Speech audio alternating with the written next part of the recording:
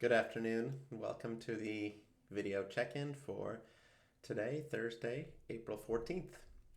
There is a lot going on in the world. Increased pandemic numbers, a terrible war in Ukraine that does not seem to be ending.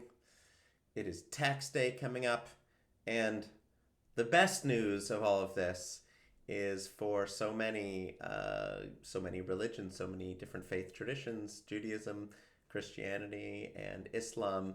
We are entering a holy and a special time, Holy Week, for the Christians, and Ramadan for Muslims, and of course Passover for Jews. So, well, I'm a Cantor, I'm Jewish, I'm going to talk about Passover. So, I've talked about Passover and written about Passover in many different ways, and it certainly is a wonderful holiday, one of my favorite holidays for all sorts of different reasons. And one of the things that I've talked about is its diversity, that it's not just a service, it's not just a meal, but it's all those things wrapped into one. But I'm going to focus on one specific aspect of it that I find particularly interesting and really very special as well. And that is kind of what the Passover story is. The Passover story, it's a story of from slavery to freedom. We know that we are instructed not just to talk about this story of our ancestors, but to talk about as if we ourselves were there, right? That we were slaves and now we are free. But if we're going to say those kinds of things, it's not just about learning the story. It's not that telling the story is part of the holiday, but the actual learning about the story itself is what we do. We don't just learn it, we talk about how we learn it. And the process of learning is something that we celebrate, which is really kind of a unique and I think quite forward-looking thing.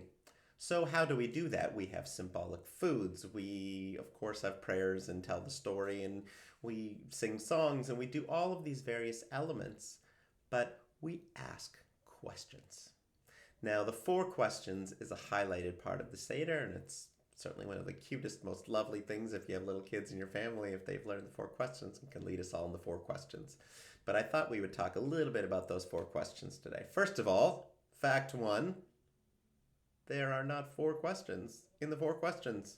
There's 1 question. The 1 question prelude, really, is Ma nishtana halayla hazeh? What is different? What has changed on this night? What's different from all other nights? That's the only question. What are thought of as the 4 questions are really 4 answers. There are 4 different answers about what has changed, what is different on this night. Now, we don't just ask the questions. We don't just talk about the Passover story and what's special, but we talk about the questions and how we ask the questions and who those 4 children are that ask the questions, what kind of people they represent. And I thought we would look at the music of it to help us understand a little bit about how we learn and how we ask those questions. Now, if you were like me, or anything like me at all, this is how you would hear the 4 questions. You would hear, Ma nishtana halayla hazeh mikol halelot, mikol halelot, shebechol halelot, anu chlin chametz umatzah, chametz umatzah, halayla hazeh kulo matzah. Halayla hazeh, kulo matzah. So there we have the first question and the first answer. What's different? First answer, on all other nights we eat chametz, all kinds of bread, as well as matzah if we'd like, whereas on Passover, only matzah. So that melody that is so ingrained is actually not that old. And if you grew up, say, in the 40s or 50s or earlier, you wouldn't have heard that melody. That melody is actually an Israeli folk tune that probably dates from around that time of 50s or so, maybe a little bit later. But what you would have heard earlier is something that sounds like this. Ma nishtana halayla hazeh mikol halelot, shebechol halelot anu ochlin chametz umatzah, halayla hazeh kulo matzah. Not quite as catchy, but actually what that tune is called really says something about this holiday. It's literally called the Lernsteiger, or study mode. So literally that chanting, that melody was intended to be a mode that would help us learn. You sing it like that to help us learn and study it. How wonderful that we can have music that's not only beautiful or memorable, but oh, you want to learn about this? You want to ask the question? You want it to sink in? Let's chant it musically in a way that would help the learning process, and that's what the study mode is.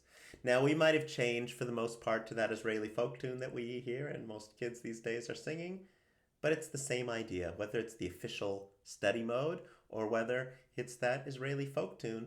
The fact is we are using music to help us in the process of learning, and the process of learning is really part of the whole process of celebrating Passover. Not that we just tell the story, but rather we learn and we ask questions and we have that story become a part of who we are year after year. So with that, I wish you all Chag Sameach. May you have a musical and beautiful and knowledgeable and inquisitive and fun Seder. Chag Sameach.